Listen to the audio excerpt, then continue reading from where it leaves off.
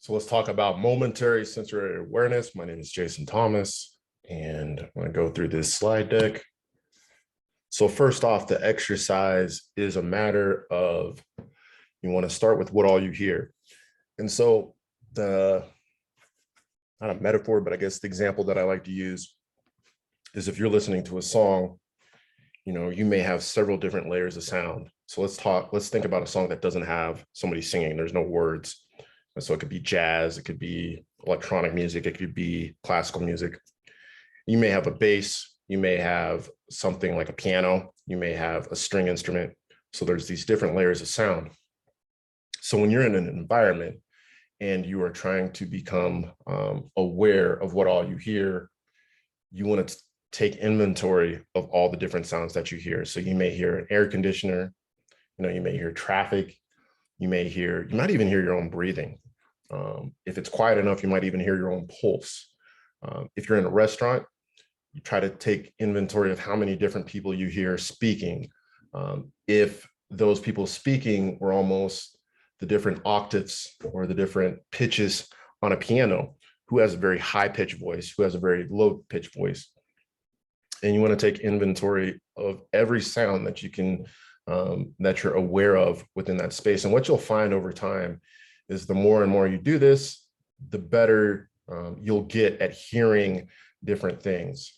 So once you have the sound, the nice thing about taking inventory of all the sound is no matter what you're thinking, 9 times out of 10, unless it's an emergency situation, like for example, let's say this is kind of morbid, but let's say you're in a swimming pool and you're drowning. Obviously this would be a hard exercise to do if you're in a life or death type situation or an emergency situation, But if you're in traffic, if you're standing in line at the grocery store, one of the quickest ways to cut off your thoughts is to take inventory of everything that you hear. The reason being is, for me, when I'm thinking, it's usually an internal dialogue, and it takes the sense of sound for me to pay attention to what I'm thinking and to hear that internal dialogue. So by focusing on everything that I hear first is one of the quickest ways for me to shut off whatever I'm thinking at that time. The next thing I'm going to do is take inventory of everything that I see. And I like to think of my vision as a clock. So, I want to see, I could be staring straight ahead, but what do I see directly above me at the 12 o'clock? What do I see to the right at 3 o'clock? What do I see below me at 6 o'clock? And what do I see directly to my left, or not directly, but out the left side of my peripheral vision? What all do I see at 9 o'clock? Even staring ahead, I'm not just taking inventory of becoming aware of what I see straight ahead, but I'm also looking at the peripheral sides, the peripheral of my vision, above, to my right, below, and to the left. What all can I see in my whole field of vision? So now we're taking inventory of everything we can hear. Now we're taking inventory of everything that we can see. When I'm seeing, what colors do I see? What shapes do I see? What do I see that's moving? What do I see that looks close? What do I see that's far away? So now I'm engaging 2 senses. And this puts me, the goal of this exercise is to take me outside of my thoughts and put me right here, right now, in the present moment. So after I take inventory of everything that I see, I can move on to what do I feel? And an easy way to go through this is to take inventory from top to bottom. So what do I feel at the top of my head? What do I feel in my face? What do I feel in my neck, my shoulders, my arms, my torso, moving down to my pelvic region, my thighs, my ankles, my feet. Just basically taking inventory of the different senses. Am I hot? Am I cold? Are those different senses hot, cold? What's relaxed? Are my shoulders tense? Is my stomach tense? What happens if I breathe? Like how does my body react? How do my senses change when I inhale versus when I hold my breath for a little while and then I exhale? So now I've engaged, what can I hear? What can I see? And what can I feel? And with those 3 senses, going through that exercise, I am able to take myself out of being in my head, whether I'm thinking about the past or I'm thinking about the future or daydreaming or whatever. I'm able to take myself out of my head and being engaged in a thought life. I'm able to drop myself very much into the present moment. And that's the exercise. You basically go through cycles of this. What I found, the more that I practice this, the easier it becomes to use this exercise to get out of my head and become present.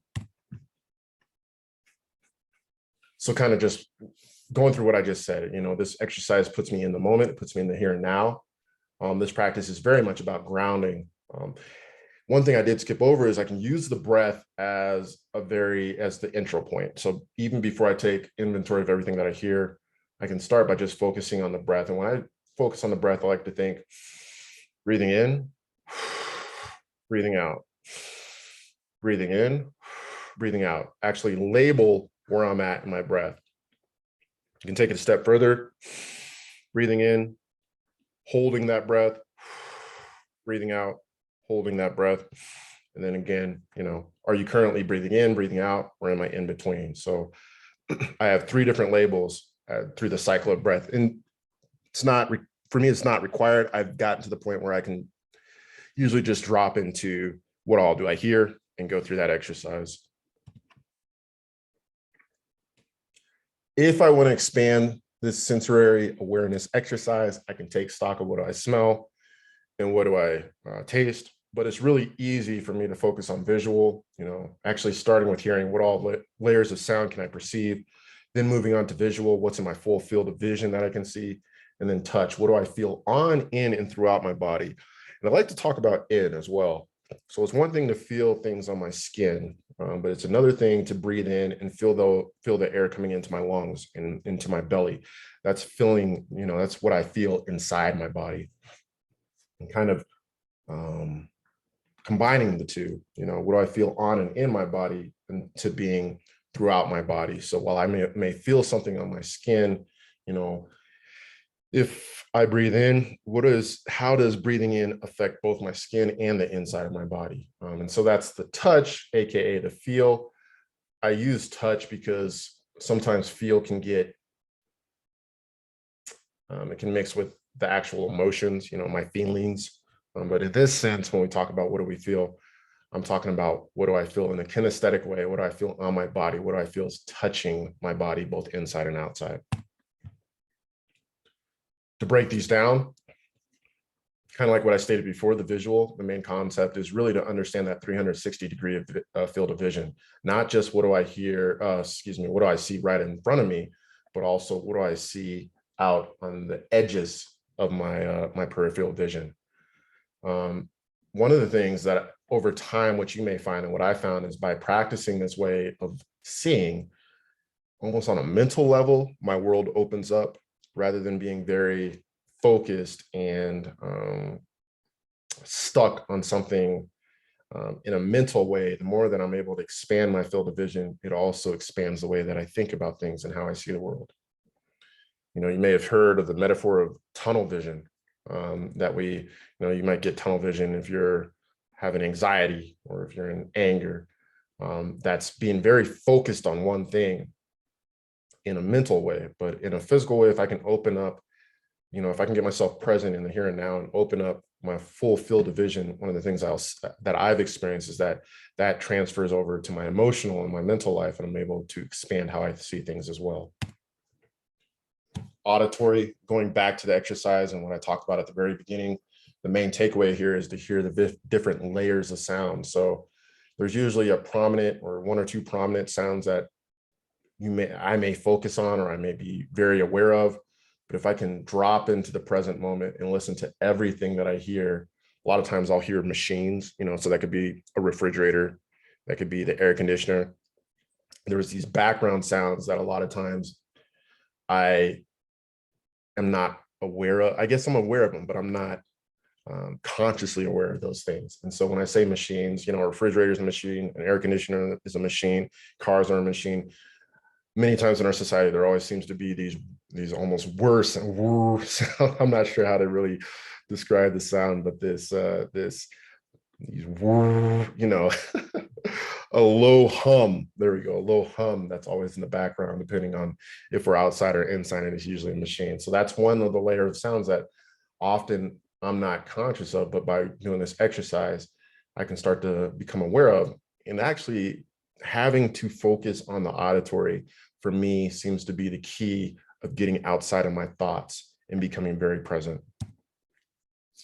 We talked about what do I feel? What do I feel in touch? What is kinesthetic?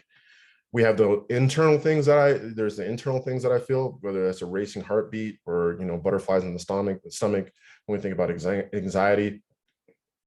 But then there's also things that I feel on my skin and my flesh, whether that be the clothing, whether it be the surface that I'm standing on, or whether it's the cushion that when I'm sitting down that is up against my body. These are all different things that I can feel the kinesthetic part of this exercise. This practice is something that I can practice while being in the grocery line. It's something that I can practice while being in traffic. It's something that I can practice as soon as I wake up. It can be a standalone meditation practice. I can set aside 20 minutes and cycle through, what do I hear? Cycle through, what do I see? Cycle through what I feel, then come back to the breath, and then repeat that cycle over and over again. Something that can be, I can use wordless music, which I was talking about at the very beginning, to kind of strengthen that auditory practice. So I can use classical music, jazz, even electronic, like techno or house music.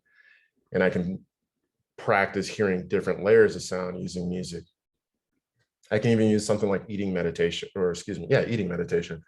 where I pay attention. We talked about visual, auditory, and kinesthetic, but if I want to bring in the other two senses of what do I smell and what do I taste, eating meditation can also be used to practice becoming more aware of what I feel, what I taste and what I smell. In addition to what I feel, it's the texture of food a lot of times adds to the experience of eating, right? And whether something is pleasant or unpleasant to taste, texture can play a role. So, a chocolate candy bar, not only does it taste sweet, it may also have a very sweet texture. Rice has this, I don't know what you would call the texture, but up against the tongue, it's a totally different texture to eat something like broccoli versus chocolate. Not only is it the taste and the smell, our smell also playing a role in how things taste, but also the texture itself is going to be different between broccoli and a chocolate candy bar. So integrating this within our daily life, be the practice. And so when I say be the practice, how many hours or how many minutes of your waking day can you be practicing? How many minutes in a day are you within thought and kind of checked out of the here and now versus being very aware of what all you hear, see, and feel as you go throughout the day? This is a practice that when I was first starting out, I would practice multiple times a day briefly. So every time that I walked or opened and walked through a doorway, I might take a few seconds and quickly take inventory. What do I hear? What do I see? And what do I feel? And then carry on. And then the more and more I practice, trying to integrate it into each minute of my day as much as possible. So another example would be a stoplight. Every time I come at a stoplight, let me spend a few minutes taking inventory of what do I hear, see, and feel. When I change posture, that's another, when I go from standing to sitting, or when I go from sitting to lying down, that's another moment to go ahead and try to engage in the practice. Right before eating, maybe take a few minutes, where some people may have a brief moment of meditation or a brief prayer before they eat. That's another opportunity for me to go through an inventory of what do I hear, what do I see, and what do I feel. The goal of this exercise is to spend a higher and higher percentage of each day, the minutes within a day, and be grounded in the moment, using our senses as well as our breath. Our breath is another way. Speaking of breath, depending on how loud you're breathing, even depending on how quiet the environment is, you can hear yourself breathe. You can't really see, but it does change. I can say that breathing can have very small, it can have a very small impact into how you see things, especially when we're thinking about seeing out the our periphery vision. Breathing, I don't know how to explain it. The fact that it takes the muscles within the face to inhale and exhale, it does slightly change how you see. And then of course, it definitely changes how you feel, feeling the air come into your body and exit the body, is there's very much a kinesthetic experience in breathing. You know, as babies, we don't think about what tomorrow is going to look like. We don't think about what was yesterday like. So this is a very natural way of being. This is how we came into the world.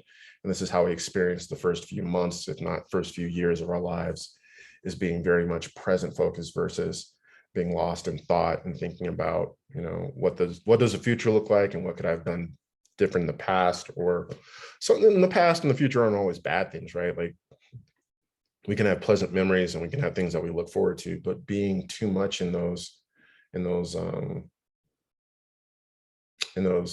out in those times, out too much in the past or too much in the present, can take us out of experiencing the present and experiencing life to the fullest. I do think that, and this is a personal belief, that our inability to be present has caused a lot of issues. You know, it's caused a lot of issues in my personal life for sure, but I think collectively, not being able to be present and not experiencing the present to the fullest has created issues within our society as well.